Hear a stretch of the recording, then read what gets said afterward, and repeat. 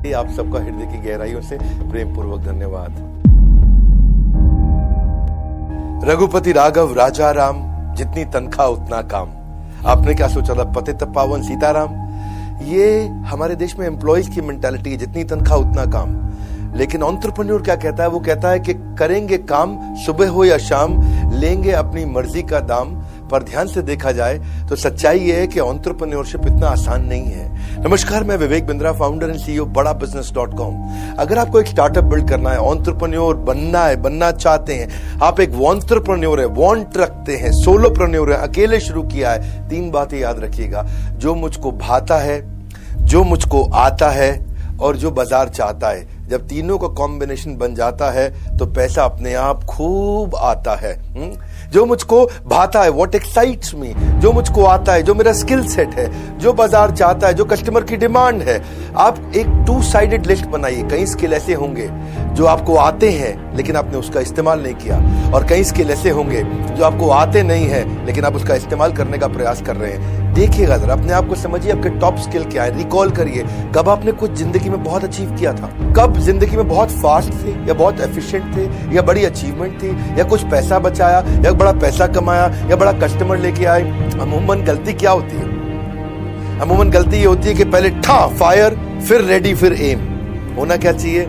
M, ready, fire. उल्टा कर देते हैं, गोली पहले चला देते हैं। यानी कि स्टार्टअप पहले शुरू करते हैं, तैयारी बाद में करते हैं। और 90% फ्रीलांसर यहीं से गलती करके बैठते हैं। तो फ्रीलांसिंग एक स्टेपिंग स्टोन हो सकता है आपके लिए। हर छोटा बदलाव बड़ी कामयाबी का हिस्सा बनता है। आप शुरुआत में इंडिविजुअली करेंगे, पर लेकिन क्या है, सरकारी मानसिकता। हाँ, जो काम करे उसकी उंगली करो, जो काम ना करे उसकी चुगली करो। आप देखो आपका कारण क्या है। कहीं आप ऐसी मानसिकता से तो नहीं कर रहे काम? क्योंकि क्या है, देखो, पहले आपको देखना पड़ेगा कि आप नौकरी से निकले हो या निकाले गए हो। निकले हो मतलब बाय चॉइस, निकाले गए हो मतलब बाय फोर्स। समय कम होता है आपके पास में। जब आप बिजनेस बड़ा करते हैं तो आपको देखना है, बाय चॉइस जब आप बिल्ड करते हो, बिजनेस बढ़ाने के लिए आपको देखना, शुरुआत के अंदर या तो प्राइस घटाओ, कस्टमर बढ़ाओ, या अपना प्राइस बढ़ाओ, कस्टमर घटाओ। जब आपकी स्पेशलाइजेशन हो जाती है, स्पेशलाइजेशन हाइटन्स रेप्यूटेशन। जब आप स्पेशलाइज्ड हो जाते हैं तो आप प्राइस बढ़ाते हैं, कम कस्टमर में भी ज्यादा कमा पाते हैं। इसके लिए लर्निंग पे फोकस करना। More you know, more valuable you become. ये केवल प्रधानमंत्री मोदी नहीं बोल रहे हैं, ये हवा में आ चुकी है इस समय कि स्टार्टअप शुरू करने हैं। आपको पता है 170 मिलियन एंटरप्रेन्योर है हमारे देश के अंदर, यानी कि 17 करोड़ वो लोग जो बिजनेस शुरू करने वाले हैं, 6.5 करोड़ वो जो रजिस्टर्ड एमएसएमई, 6.5 करोड़ और हैं जो अनरजिस्टर्ड एमएसएमई। ये हमारे छोटे व्यापारी मिलकर देश का 1/3 जीडीपी कंट्रीब्यूशन कर रहे हैं, हमारे 1/3 मैन्युफैक्चरिंग आउटपुट दे रहे हैं। आज लगभग 12 करोड़ लोगों को नौकरी दे रहा है एक स्टार्टअप या एक एसएमई, एमएसएमई। 48% यानी लगभग आधा एक्सपोर्ट को कंट्रीब्यूशन तो यही लोग देते हैं।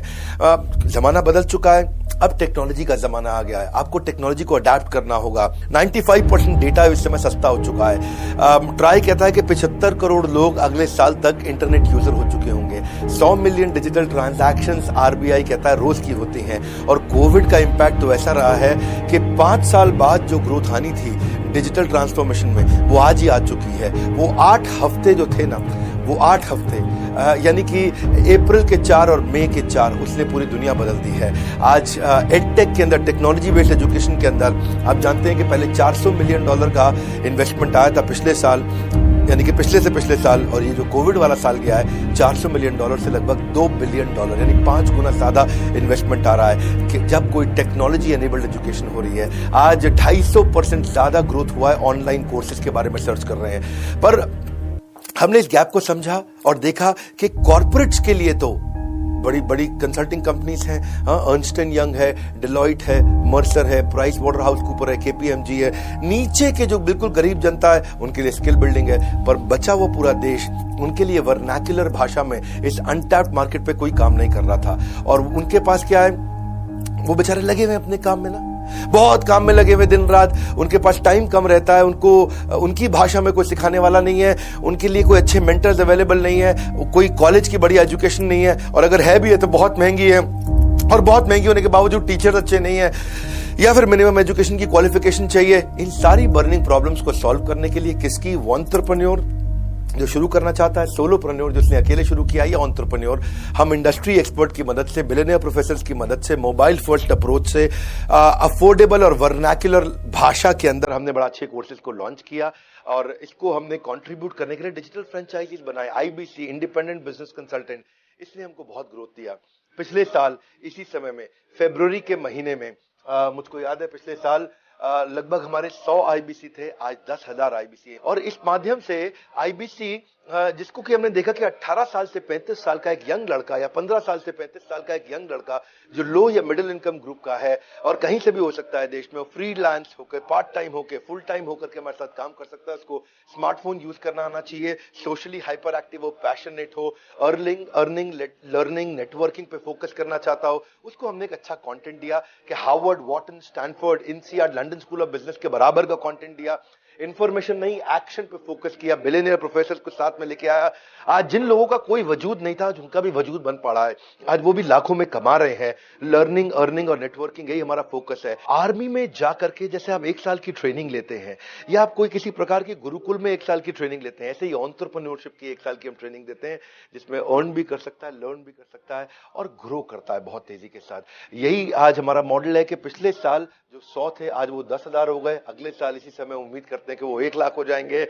और फाइनली जाने से पहले एक लेसन दूंगा, अगर आप कोई स्टार्टअप बिल्ड करना चाहते हैं, कोई एक ऐसी बर्निंग प्रॉब्लम ढूंढिए अपने कंज्यूमर की, जिसको इस प्रकार सॉल्व करिए कि वो आपके बिना अपने आप अपनी प्रॉब्लम सॉल्व ना कर पाए। 2 बातें, कंज्यूमर की बर्निंग प्रॉब्लम ढूंढिए, दूसरी बात उसको ऐसे सॉल्व करिए कि वो अपने आप आपके बिना कभी सॉल्व ना कर पाए। जब इन 2 प्रश्नों का उत्तर होगा आपके पास, कंज्यूमर की burning problem, and solve it in such a way that your consumer can not solve on his own without you, इसके बाद आपको ग्रोथ से, सफल होने से कोई नहीं रोक सकता।